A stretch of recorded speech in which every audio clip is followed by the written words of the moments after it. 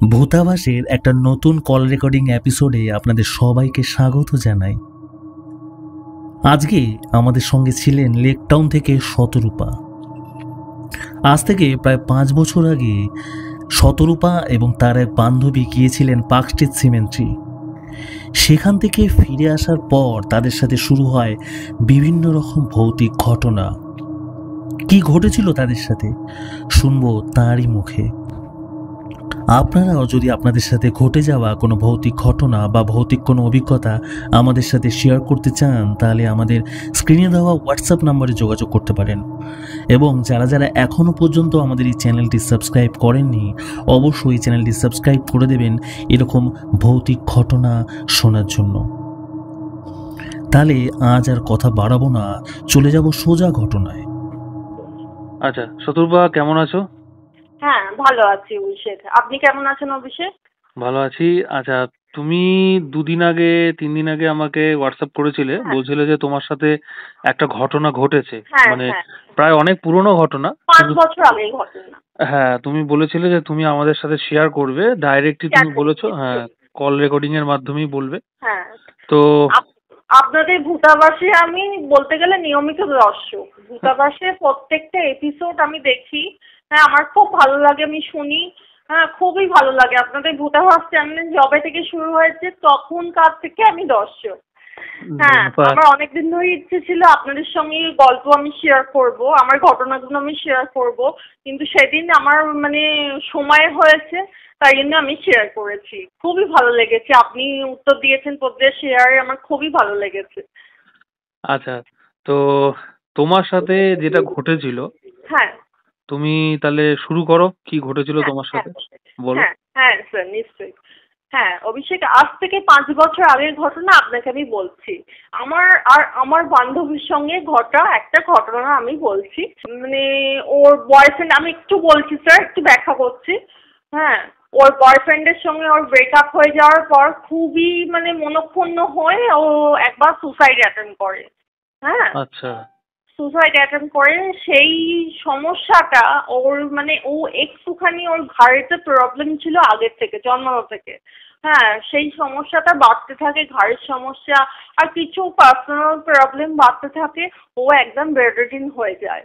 হ্যাঁ, ওর বাবা নেই, ওর মা আছে। হ্যাঁ, ওর মা কেস করে ওই ছেলেদের সম্বন্ধে, ওই বয়ফ্রেন্ডের সম্বন্ধে, কিন্তু কোনো প্রমাণ ছিল না বলে ওদের হাতে সেই কেসটা টেকে না। একমাত্র প্রমাণ ছিলাম আমি সমস্ত ঘটনাটা সাক্ষী ছিলাম। কিন্তু হ্যাঁ, অনেক করে ওর মা আমাকে বলেছিল, ওর এক মাস্তুতো দিদি আমাকে বলেছিল সাক্ষী দিতে, কিন্তু আমি আমার বাড়ির লোকের কথায় ইনসিস্ট হয়ে আমার ইচ্ছা থাকলেও আমি সাক্ষী দিতে পারিনি। আমার বাড়ির লোকের ইচ্ছে ছিল না যে আমি কোর্টের ব্যাপারে নাক গলাই বা কোর্টেতে গিয়ে চক্কর কাটি। হ্যাঁ, বা অন্যের ব্যাপারে নাক গলাই। দেখুন অভিষেক, থাকতে গেলে তো অ্যাডজাস্টমেন্ট কিছু করতে হয়, ফ্যামিলি নিয়ে থাকতে গেলে। এক্ষেত্রে আমি অপারগ হয়ে সেই অ্যাডজাস্টমেন্টটাই আমি করেছিলাম। এখন আমার কষ্ট হয়, ও খুব ভালো আমার বান্ধবী, আমার বেস্ট ফ্রেন্ড, শুধু বান্ধবী না আমার বেস্ট ফ্রেন্ড, এখনো বেডরিডেন। আমি হয়তো ছেলেটাকে শাস্তি দিলে আমার মনটা শান্তি হতো। হ্যাঁ, ওর সঙ্গে করা অন্যায় আমি প্রতিবাদ করতে পারতাম যে অভিষেক, কিন্তু সব প্রতিবাদটা তো করা যায় না এই সংসারে থেকে। আমি হয়তো মেনে নিয়েছিলাম তখন, আজ থেকে 5 বছর আগে। আমি আজ থেকে 5 বছর আগের ঘটনা আপনাকে বলছি। হ্যাঁ, আমার আর আমার বান্ধবীর সঙ্গে ঘটে যাওয়া ঘটনা। মানে তোমাদের দুজনের সাথেই ঘটেছিল? ঘটেছিল, হ্যাঁ। আচ্ছা। আমরা আজ থেকে 5 বছর আগে খুবই কি বলবো, কোনো কিছু আমাদের ব্যাখ্যা না করলে আমরা বিশ্বাস করতাম না। আমরা সায়েন্টিস্টের মতো ছিলাম, সোজা কথায়। হ্যাঁ, এই জগতের বাইরেও যে একটা অলৌকিক জগৎ আছে আমরা বিশ্বাস করতাম না। ভূত হয়, আত্মা হয়, এগুলো কোনো কিছুই বিশ্বাস করতাম না। আচ্ছা। হ্যাঁ, একদিন আমরা ঠিক করি পার্ক স্ট্রিটে আলো দেখতে যাব, ঘুরবো ফিরবো, খাবো। হ্যাঁ, তারপর আমরা নিজেদের মধ্যে ইয়ার্কি মারতে মারতে পার্ক স্ট্রিটের সিমেন্ট্রিতে ঢুকে পড়ি। হ্যাঁ, আচ্ছা। হ্যাঁ, দুজনের ব্যাগেই চিকেন স্যান্ডউইচ ছিল 2টো করে। বেশ গল্প করছি, আর কোথাও বসার জায়গা না থাকায় একটা টেবিলের ওপরেই আমরা বসেছি। হ্যাঁ, বসে দুজনে পা দুলিয়ে দুলিয়ে বেশ গল্প করছি, চিকেন স্যান্ডউইচ খাচ্ছি, এই করে করে আমরা গ্রেপটা আবার পড়েছি। মেরি মাইকেল না ডিসুজা নামে কারুর একটা গ্রেপ ছিল, যাকগে। হ্যাঁ, পড়েছি। আমাদের ফিরতে ফিরতে ওইখান থেকে 6টা 6:30 বেজে গেছিল, সন্ধে হয়ে গেছিল বলা যায়। পুরো অন্ধকার হয়ে গেছিল 6:30টার সময়। সেই সময় আমরা গ্রেপ থেকে বেরোচ্ছি। আচ্ছা। বেরিয়ে আমরা আবার একটু খাওয়া দাওয়া করে যে যার বাড়ি চলে যাই। হ্যাঁ, সেই রাত থেকেই শুরু হয় আমাদের সঙ্গে কিছু অলৌকিক ঘটনা ঘটা। অলৌকিক ঘটনা মিন্স আপনি যদি জিজ্ঞেস করেন কি, আমি বলবো কিছু স্বপ্ন। হ্যাঁ, কিছু স্বপ্ন যেটা আমিও দেখতাম, সেটা আমার বান্ধবীও দেখতো। আচ্ছা। হ্যাঁ, স্বপ্ন মানে স্বপ্নে সবসময় এক ভদ্রমহিলা, এক মানে অ্যাংলো ইন্ডিয়ান ভদ্রমহিলা যেন স্বপ্নে আমাকে যেন এরকম আঙুল তুলে তুলে শাসাচ্ছে। হ্যাঁ, স্বপ্নে আমি দেখতাম। আবার কখনো দেখতাম স্যার কিছু ওয়ার্ড, হ্যাঁ, যেন আমি বিশাল অপরাধ করেছি, কিছু ওয়ার্ড দিয়ে আমাকে বলছে সাবধান হও, ইংলিশে লিখছে, সাবধান হও, তোমার নালে ক্ষতি হয়ে যাবে এরকম ভাবে চললে, তুমি কেন এরকম করলে আমাদের জগতে ঢুকে, এরকম। মানে বাংলা করে আপনাকে বলছি। হ্যাঁ, আমার বান্ধবীও সেম এগুলো দেখতো। ও ওই ভদ্রমহিলাকে ও দেখতো, ও এই ওয়ার্ডগুলো ও দেখতো। ওকে। হ্যাঁ, তারপর দেখার পরে স্যার ওর মানে একটা বয়ফ্রেন্ড ছিল, বয়ফ্রেন্ডের সঙ্গে খুবই ভালো সম্পর্ক ছিল। ইভেন ওরা ঠিক করে যে দুজনকে দুজনে বাড়িতে বলে দেবে, দুজনের বাড়িতে বলে দেবে, বলে ওরা একটা এঙ্গেজমেন্ট মতো ফিক্সড করে রাখবে। হ্যাঁ, ঠিক আছে স্যার। এবার ওই ঘটনা যেই ঘটলো, দুজনে যেই স্বপ্ন দেখা আরম্ভ করলাম, সেই থেকে শুরু হলো ওর বয়ফ্রেন্ডের সঙ্গে ঝামেলা। ছেলেটি নানা কারণে ওর উপর হাত তুলতে থাকে, ওকে ভুল বুঝতে থাকে। ছেলেটি মানে কি বলবো স্যার, একদম রুড টাইপের প্রমাণিত হয়। আচ্ছা।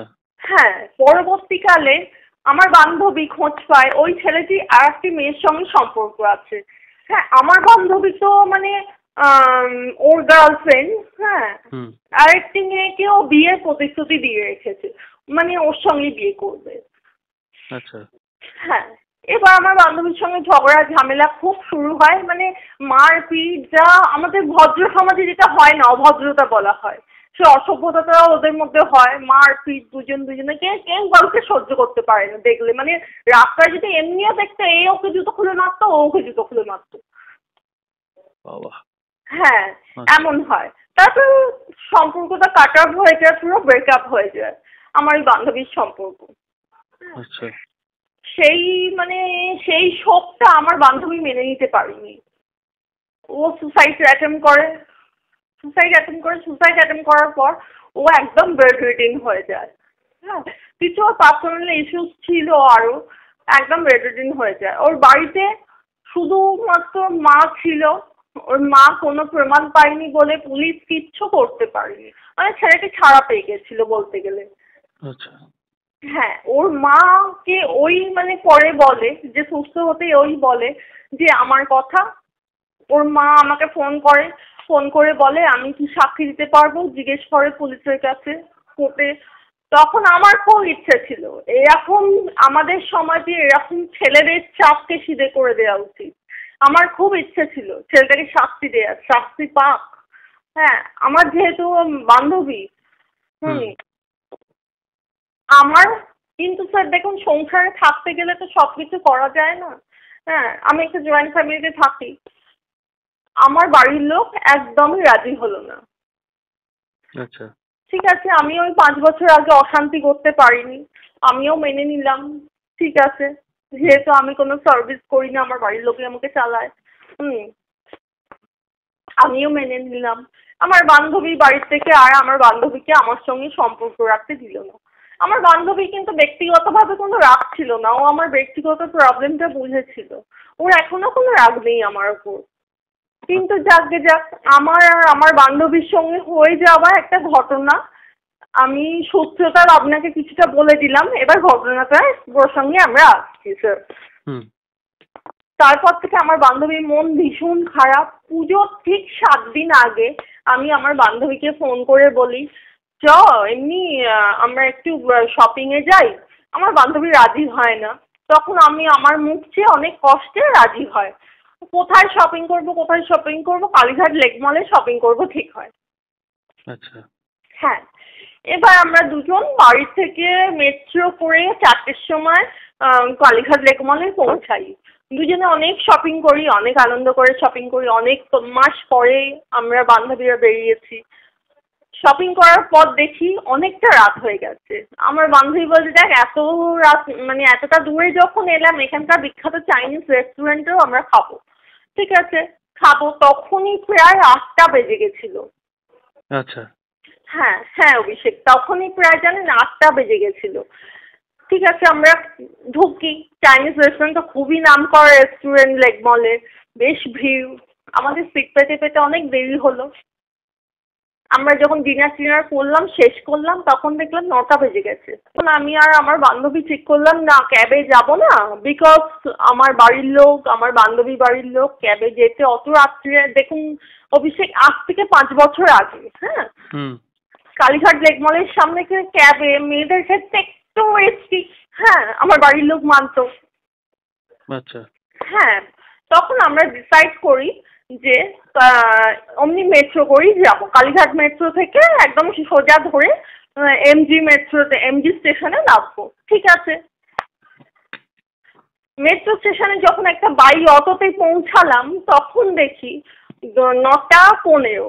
হ্যাঁ, 9:15 তখনই বাজে। দেখি ঘড়িতে, দেখি এমনি ট্রেন আছে 9টা 20 নাগাদ একটা ট্রেন আছে 9:20-তে। হ্যাঁ, 9:20 PM একটা ট্রেন আছে। ঠিক আছে, ট্রেনটা এলো। ট্রেনটা প্রায় প্রায় বলা যায় অভিষেক ফাঁকা। আচ্ছা। হ্যাঁ, ট্রেনটা প্রায় ফাঁকা। আমরা তাও লেডিসে উঠলাম। লেডিস কম্পার্টমেন্টে আমরা সবসময় উঠতাম বলে লেডিসে উঠলাম। অনেক কিছু আমরা শপিং করেছি। ইভেন এখানে বলে রাখছি, আমার বান্ধবী কয়েকটা ঠাকুরের ছবি, মূর্তি এগুলো পছন্দ হয়েছিল, এগুলো আমরা কিনেছিলাম ওই শপিং করতে গিয়ে। আচ্ছা। হ্যাঁ, এবার মেট্রোতে উঠে আমরা গল্প করছি, ফাঁকা মেট্রো, ভালো করে গল্প করছি আমি আর আমার বান্ধবী। আর আমাদের পাশে দুটো ভদ্রমহিলা ওইদিকে, আর আমাদের অপোজিটে আর কেউ নেই। আর দূরে দূরে একটা করে জাস্ট জেন্টস, অফিস ফেরত কোনো জেন্টস যাত্রী দাঁড়িয়ে আছেন। হ্যাঁ, আচ্ছা। এবার আমি হঠাৎ করে দেখলাম এক অ্যাংলো ইন্ডিয়ান ভদ্রমহিলা উঠলো, উঠে আমাকে একটু সরে বসতে বললো, ইংলিশে বললো, আমাকে রিকোয়েস্ট করলো। আমি খুব বিরক্ত হয়েছিলাম যে কি রে বাবা, এত সিট খালি, আমরা গল্প করছি দেখছি, তাও সরে বসতে বলছে। হ্যাঁ, আমি আমার বান্ধবীকে বললাম একটু সত্য, বল সরে গেলাম। কিন্তু এই অ্যাংলো ইন্ডিয়ান ভদ্রমহিলা আমার প্রায় ঘাড়ের ওপর দিয়ে উনি বসলেন। ঠিক আছে, আমি আরেকটু সরে গেলাম। আচ্ছা। তখন বসার পর উনি দেখছেন আমরা দুই বান্ধবীতে মিলে গল্প করছি। উনিও বকতে শুরু করলেন ওনার মতো। উনি ভীষণ গল্প করছেন ওনার দেশে কি বিখ্যাত না বিখ্যাত। এটা তোমাদের সাথে গল্প করছিল? আমার সঙ্গে মেনলি। আচ্ছা, তোমার সাথে? আমার সঙ্গে। হ্যাঁ, ওনার দেশে, ওনার আমেরিকাতে কি ভালো ক্যাফেটেরিয়া আছে না আছে। আমি কফি খেতে খুব ভালোবাসি শুনে খুব আবার আনন্দিত হলো। হ্যাঁ, আমাকে বললো আমার আমেরিকায় অমুক জায়গায় বাড়ি। হ্যাঁ, আমি আমেরিকা গেলে আসবেন। আমি এখানে, আপনাদের দেশ খুব ভালো লেগেছে, আমি আপনাদের দেশে আর 6 মাস আছি। হ্যাঁ, আমি একটা রিলেটিভসের বাড়ি এসেছি। খুব গল্প করার পর আমাকে বললো, আপনি যদি কিছু মনে না করেন আমার ফোন নাম্বারটা আপনি নেবেন, আপনার ফোন নাম্বারটা আমাকে দিন। তখন ভদ্রমহিলাকে বললাম ঠিক আছে, আপনি সেভ করুন। সেভ করুন বলতে উনি একটু আমার মুখের দিকে তাকালেন।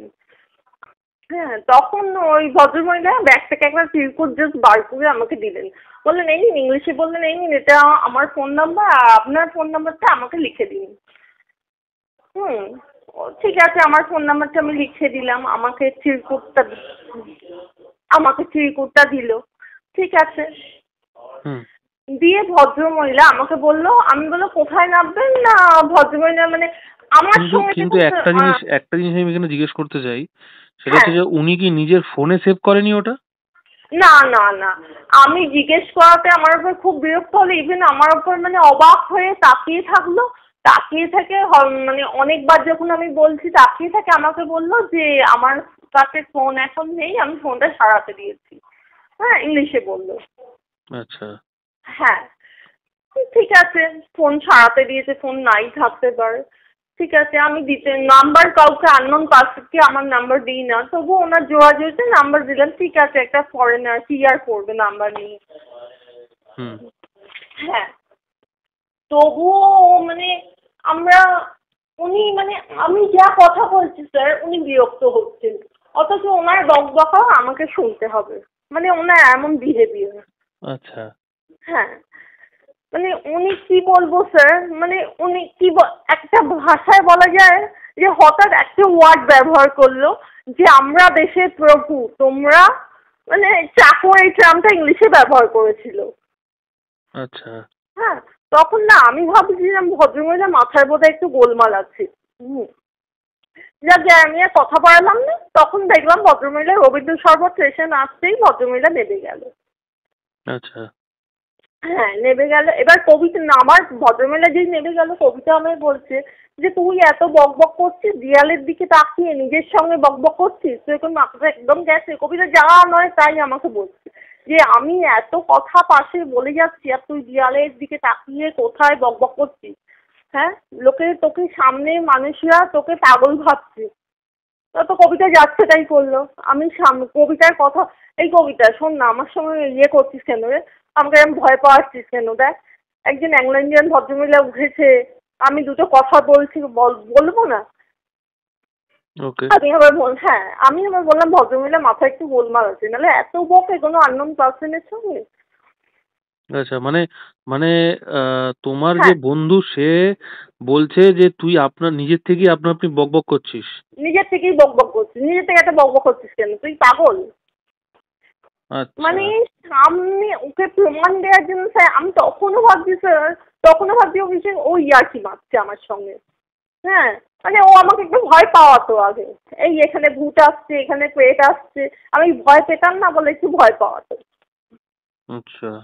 হ্যাঁ, আমি সামনে বসে থাকা দুটো ভদ্রমহিলাকে আমি জিজ্ঞেস করি নিজের থেকে, আচ্ছা দিদি আপনারা দেখলেন না একটা অ্যাংলো ইন্ডিয়ান ভদ্রমহিলা উঠলো, হ্যাঁ আমার পাশে বসলো, আমাকে সরে যেতে বললো। বলছে কোথায়, কেউ তো কাউকে তো দেখিনি, এই তো তুমি আর এই মেয়েটা, আমার বান্ধবীর কথা বলছি, তোমরা তো দুজনের মধ্যে গল্প করছিলে। আর আমরাও নোটিস করেছি তুমি গল্প করছিলে, তারপর হঠাৎ দেয়ালের দিকে তাকিয়ে তাকিয়ে বকতে শুরু করলে। আচ্ছা, মানে এটা সামনে যে দুজন বসেছিল তারা তারাও বলছেন? দেখেনি। হ্যাঁ, তারা বলছে। এবার আমি ট্রেনে উঠে বাবা! গিয়ে বেশ বিরক্ত হলাম। ট্রেনে উঠে গিয়ে কিছুটা উঠে গিয়ে একজন ভদ্রলোককে জিজ্ঞেস করলাম যে আপনি দেখেছেন স্যার এখানে কিছু, এখানে একটা অ্যাংলো ইন্ডিয়ান ভদ্রমহিলা আমার পাশে বসেছিল? না না, আমি তো কিছু দেখিনি। কেউ ওঠেনি। বলবে ওকে। যে এই সামনের গেট দিয়ে উঠবে, কেউ ওঠেনি। ভদ্রলোক তখন ওখানে দাঁড়িয়ে ছিল আচ্ছা। গেটের কাছে। উঠলে তো আমি দেখতে পাবো, আমি গেটের কাছে দাঁড়িয়ে আছি, কিন্তু ওঠেনি। তখন আমি আমার ভয় পেতে শুরু করেছি, একটু হলেও ভয় পাচ্ছি আমি যে কি হলো তাহলে। কবিতাকে হুম। বলছি, ওরে কবিতা তুই, মানে আমার বান্ধবীকে বলছি, তুইও দেখিসনি? আর আমি বলছি আমি মানে আমার সঙ্গে এতক্ষণ গল্প করে গেল, তাহলে মহিলাকে, মহিলা কি পাগল? মহিলা কি আত্মা তাহলে তুই বলতে চাস? হ্যাঁ, যখন তাহলে কবিতা কেউ হ্যাঁ যখন দেখেনি শুধু তুমিই দেখেছো, হ্যাঁ তাহলে তো এটা একটা গোলমেলে ব্যাপার। হ্যাঁ গোলমেলে ব্যাপার। তখন কবিতা হাসতে শুরু করেছে। তখন আমি বলছি আরে তুই হাসছিস, আমাকে চিরকুট দিয়েছে, ফোন নাম্বার দিয়েছে, আমার ফোন নাম্বারটা উনি লিখে নিয়েছেন। আর আমি একটা কথা এখানে বলে রাখছি অভিষেক, আমি যে ড্রেসটা ওনার দেখেছি, যে ভদ্রমহিলা যে ড্রেসটা পরে উঠেছিল না, হুম। যে ওয়েস্টার্ন ড্রেসটা, মানে এখনকার ওয়েস্টার্ন ড্রেসের মতো নয়। হ্যাঁ, আগেকার আচ্ছা। দিনে, মানে আগেকার দিনে মিন্স আমাদের স্বাধীনতার আগে হ্যাঁ। ব্রিটিশ মহিলারা যে ধরনের ড্রেস পরতো, বড় গ্রাউন্ড, বড় ফুল হাতা গ্রাউন্ড, হ্যাঁ হুম। আমি একটু ডেসক্রাইব করছি, ঠিক সেরকম। মানে মানে এইরকম ধরনের ড্রেস পরা ওরকম কোনো মহিলাকে তো তুমি স্বপ্নেও তো বললে যে স্বপ্নেও, দেখেছো। হ্যাঁ স্বপ্নেও এসছে, আমার স্বপ্নেও এসছে আমি সাদা গ্রাউন্ড পরা মহিলা। আচ্ছা, তারপর? হ্যাঁ, তারপর স্যার এবার কবিতা বল ঠিক আছে বস, স্টেশন আসুক তারপর তোর চিরকুট দেখছি। ও তো ভাবছি যে আমি ইয়ার্কি মারছি, কিচ্ছু ওকে দেখাতে পারবো না। তারপর জেনারেল এনজিওর যখন চলে এলো আমি ওকে চিরকুটটা বের করে দেখিয়েছি আমার বান্ধবীকে। আচ্ছা। হ্যাঁ, তখন এবার আমার বান্ধবী মানে একটু ওরও ভয় পেতে শুরু করেছে। ও বলছে তাহলে কে ছিল? তাহলে শতরূপা বুঝতে পেরেছি তোর পাশে যে বসেছিল সে কোনো সাধারণ মহিলা নয়। ওই অ্যাংলো ইন্ডিয়ান ভদ্রমহিলা যে বলছিস কোনো সাধারণ মহিলা নয়, ও নিশ্চয়ই কোনো খারাপ আত্মা ছিল। রবীন্দ্র সরোবর স্টেশন দেখুন তো, আমরা সবাই জানি অভিষেক রবীন্দ্র সরোবর স্টেশন এমনি হান্টেড স্টেশন। হ্যাঁ, যখন এটা আছে, বিশ্বাস করে অনেকে। হ্যাঁ, রবীন্দ্র সরোবর স্টেশনে নেমে গেল আর না উনি মানে আগেকার ইংরেজরা ছিল না, স্বাধীনতার আগে ইংরেজরা ছিল না যে একটু প্রভু টাইপের অ্যাটিটিউড। হ্যাঁ, আমরা ওনাদের ভৃত্য, ওরাই প্রভু, দেশের প্রভু, এই ওয়ার্ডটা ওই ইংল্যান্ডিয়ান ভদ্রমহিলা ব্যবহার করেছিলেন। আমি যখন কোনো কথা বলতে যাচ্ছি মানে উনি উল্টে বলছেন তুমি চুপ করে শোনো, তুমি তো ভৃত্য আছো, আমি প্রভু আছি দেশে। আচ্ছা। এই আমি অ্যাটিটিউডে কথা বলছিল। তখন আমি ভেবেছি যে মাথা বোধহয় খারাপ আছে, মেন্টাল ডিসব্যালেন্স কোনো মহিলা। ঠিক আছে, কবিতা এবার চিরকুটটা আমার হাত থেকে নিয়ে এবার সামনে ট্রেন লাইনে ফেলে দেয়। আর যেটার মধ্যে ফোন নাম্বার লেখা ছিল? হ্যাঁ, যেটার মধ্যে ফোন নাম্বার লেখা ছিল সামনে ট্রেন লাইনে ফেলে দেয়। আমি বলছি যে ফেললি কেন? বলছে না তুই বুঝবি না, আজকে বুঝবি না, ওটা কোনো খারাপ আত্মা ছিল। আমি বুঝলাম যখন কেউ আমরা দেখিনি নিশ্চয়ই খারাপ আত্মা ছিল, আমার ওই বান্ধবী বলছে। ওকে। হ্যাঁ, তারপর থেকে আমার শুরু হয় ভীষণ শরীর খারাপ হওয়া, হাত পা কাঁপছে। আমার মনে হয় আমি এগোতে পারবো না, মানে ওইটুকু রাস্তা মনে হয় গিয়ে অতটা ধরতে পারবো না। হ্যাঁ, তখন কবিতা বললো দেখ শক্ত হ, আমাদের দুজনেই বাড়ি থেকে আমাদের আর কোনোদিন বেরোতে দেবে না এইসব আমাদের কীর্তির কথা যদি শুনে। আমার বান্ধবী আমি বলে শক্ত হ। তখন একটা অটো ধরলাম আমরা, অটোটাকে কোথাও দাঁড়াতে দিইনি, আমি ডবল ভাড়া দিয়েছিলাম তাকে, আমি আর আমার বান্ধবী। আমাদের একদম বাড়ির সামনে এসে নামিয়ে দেয়। ওকে। তখন কবিতা অনেক রাত হয়ে গেছিল, আমার বাড়িতে এসে আমাকে প্রায় ধরে ধরে পৌঁছে যায়। বাড়িতে জিজ্ঞেস করে, বাড়ির লোক জিজ্ঞেস করে কি হয়েছে, এত রাত হলো কেন? কবিতা বলে আমরা পড়ে গেছিলাম, আমরা মেট্রোতে এসকেলেটর থেকে পড়ে গেছিলাম। মিথ্যে কথা বলি আমরা। আচ্ছা। হ্যাঁ, কি করবো, মিথ্যে কথা বলি। তারপর থেকে শুরু হয় এবার তার সেদিন তো ঘুম হচ্ছে না রাতে। কবিতা ফোন করছি 10 মিনিট অন্তর অন্তর, আমি মানে কবিতা না বান্ধবী ফোন করছে 10 মিনিট অন্তর অন্তর, আমি ওকে ফোন করছি, ও ফোন করছে, এইভাবে চলতে হঠাৎ যখন চোখটা লেগে এসছে ওইদিকে, ওর মানে আমার বান্ধবীরও চোখ লেগে এসছে, আমারও চোখ লেগে এসছে। তখন মানে সাদা গ্রাউন্ড পরা ওই অ্যাংলো ইন্ডিয়ান মহিলা যেন এসে মানে দাঁত মুখ মানে তখন মনে হচ্ছে না মহিলাকে অনেক সুন্দর, অত সুন্দরী মহিলা একটা, মানে দাঁত মুখ কিরম খিচিয়ে দাঁত মুখ বের করে আমাকে বলছে যে তুমি কি ভেবেছো তুমি বেঁচে গেলে আমার হাত থেকে? মানে এটা কি তুমি স্বপ্নে দেখেছিলে? স্বপ্নে দেখেছিলাম। আচ্ছা। তুমি কি বেঁচে গেলে আমার হাত থেকে? আর অহরহ যেন কেউ আমার কানের সামনে একটু ইংলিশ ওয়ার্ডে কিছু যেন আমাকে শাসানি, মানে একটা মানুষকে শাসালে যেমন হয় না, সেই জন্য শাসাচ্ছে। আচ্ছা। আবার আমি কবিতাকে ফোন করি, কবিতা দেখ আমি স্বপ্নে দেখলাম। কবিতা বলছে আমিও তো, তোর সঙ্গে কথা বলতে বলতে আমার যখন চোখটা লেগে এসেছিল তখন আমি স্বপ্ন দেখি যে এক ভদ্রমহিলা আমাকে যেন শাসানির স্বরে বলছে, এক অ্যাংলো ইন্ডিয়ান ভদ্রমহিলা, কি তোর বন্ধুর সঙ্গে আমাকে যেতে দিলি না, তোর বন্ধুকে ভাবলি কি বাঁচিয়ে দিয়েছিস, ট্রেনের লাইনে ফেলে দিলি কেন আমার নাম্বারটা, এরকম ইংলিশে বলছে কবিতাকে। হ্যাঁ, দেখুন আমি যদি কারুকে যদি নাম ধরে ডাকি আমি কিরকম ডাকবো, সোজাসুজি ডাকবো। আপনি যদি আমায় ডাকেন শতরূপা বলে আপনি সোজাসুজি ডাকবেন, আমি যদি আপনাকে বলি অভিষেক বলে সোজাসুজি অভিষেক বলে ডাকবো। কিন্তু জানেন তো অভিষেক ব্রিটিশ ল্যাঙ্গুয়েজে, আমি এটা পরে জেনেছিলাম, ব্রিটিশ ল্যাঙ্গুয়েজে না একটা টান থাকে শতরূপা, মানে অ্যাকচুয়ালি শতরূপাটা বলতে পারছে না। অ্যাকসেন্টটা শতরূপার আলাদা হয়। হ্যাঁ হ্যাঁ হ্যাঁ এমনি একটা কিছু ব্যবহার করছে, আর ওর আমার বান্ধবী থেকেও তাই ব্যবহার করছে। এবার আমার বান্ধবী আমাকে ফোন করেছে ভোরবেলা 4টের সময় ফোন করেছে, ফোন করে সব ঘটনা জানায়, আমিও ওকে সব কথা বলি।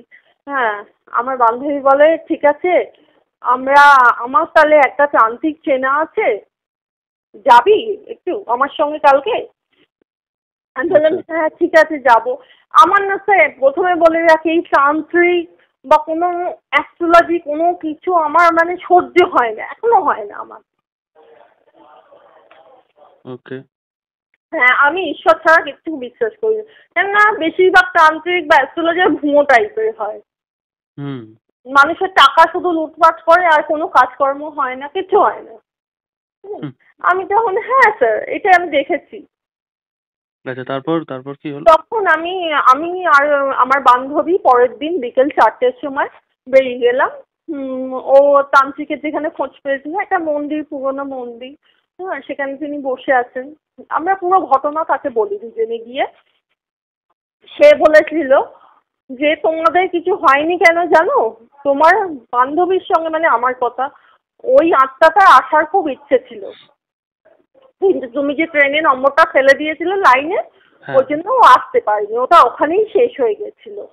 আচ্ছা, মানে ওইটাই একটা আসার মাধ্যম ছিল, ওই নাম্বারটা, মাধ্যম ছিল স্যার, একদম ঠিক বলেছি, চিরকুটটা। মাধ্যম ছিল। হ্যাঁ, জিজ্ঞেস করে তুমি কি কোনো পবিত্র জায়গায় তোমরা মানে মাংস খেয়েছিলে?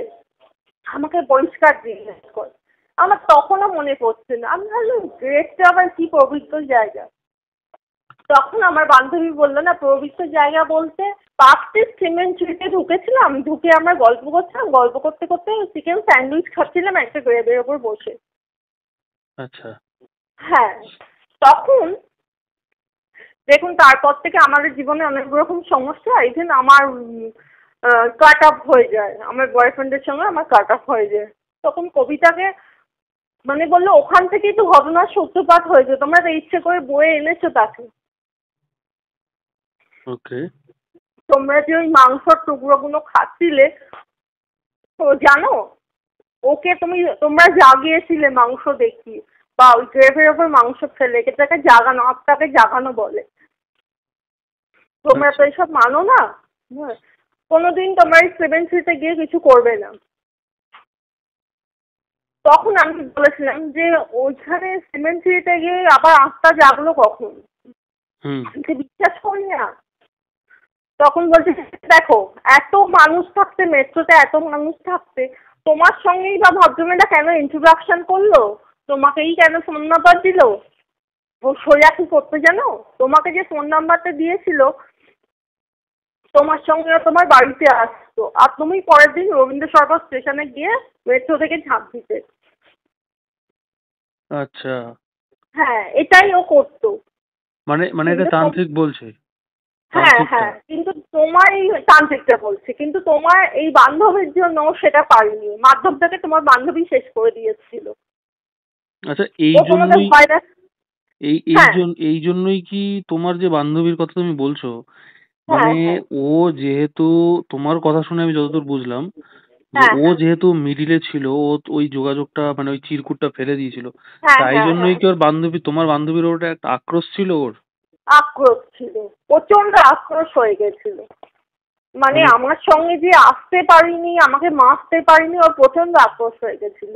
মানে সেই জন্যই কি মনে হয় তোমার বান্ধবীর যে হ্যাঁ, সম্পর্কটা এবং যে এখন এত যে ক্ষতি শয্যাশায়ী, করেছিল, এত ক্ষতি করেছিল। এখনো তো ওই শয্যাশায়ী। শয্যাশায়ী এই জন্য, মানে ওই মাংসটা ফেলাতে আর আমাদের এজটা সেম হওয়াতে উনি জাগরিত হয়েছিলেন। আর আমি অনেক ইয়ার্কিও মারছিলাম, আমি ওনার গ্রেডটা বারবার পড়ছিলাম, নামটা হ্যাঁ রোজি বিগেনজা নাকি কি একটা নাম। আমি বলছিলাম এই এত কম বয়সে মেয়েটা মারা গেছে, তাহলে বয়ফ্রেন্ড তো ছিল না, বয়ফ্রেন্ড থাকলেও বয়ফ্রেন্ডটা বেঁচে থাকলে ইস, মেয়েটা ইয়ে পেলো না। আমি অনেক রকম ইয়ার্কি মারছিলাম, আমি আর আমার বান্ধবী অনেক রকম হাসাহাসি করছিলাম। আচ্ছা।